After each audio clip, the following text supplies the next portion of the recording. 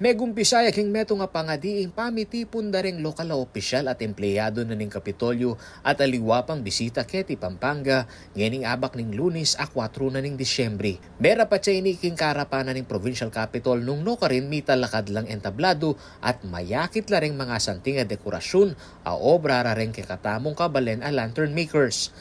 Kaya rin na ning flag ceremony. Opisyal daneng biklat ing selebrasyon para king 452nd founding anniversary na ning Labuat Kapampangan.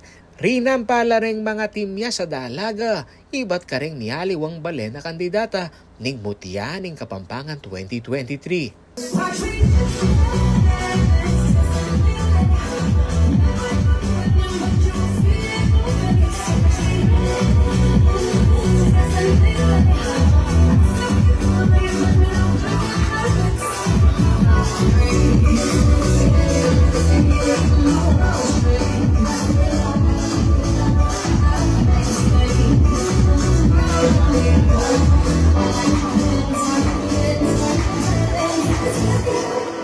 Biyayaliwala ring aktibidad deng sinadya na ding provincial government asiguradong mamiyasaya karengke katamong kabalen king kilub na ning Paruminggo.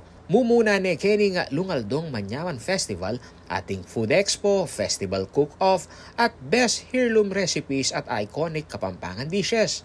Marapat neman keng Domingo, December 10, ing Coronation Night na ning Mutya ning Kapampangan 2023. Kabang kinabukasan, December 11, di nandong galal deng Most Outstanding Kapampangan.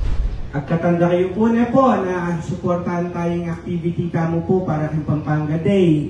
Manyaman Festival, Mutya na ning Kapampangan, Ampong Ngaldo na ning Kapampangan.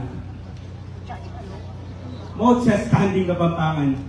Agpang Pampanga Governor Dennis Delta Pineda, dakalabage ing dapat pasalamatan king 452nd founding anniversary na ning probinsya.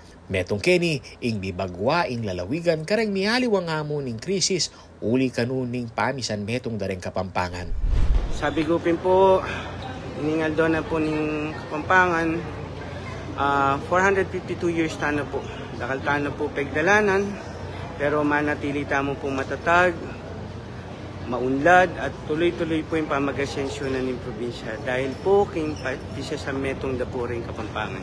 Samantala, kasabi ning pamikatagong ini, mika special announcement kay Governor Delta kareng bigit 3,501 employees ning provincial government. Happy nini ing 30,000 pesos kareng regular worker at 20,000 pesos kareng job order. So, yearly tamo pong CNA, po, there will be an increase po.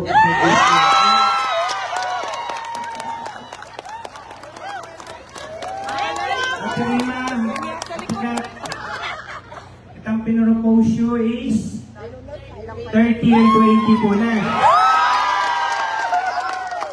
Okay.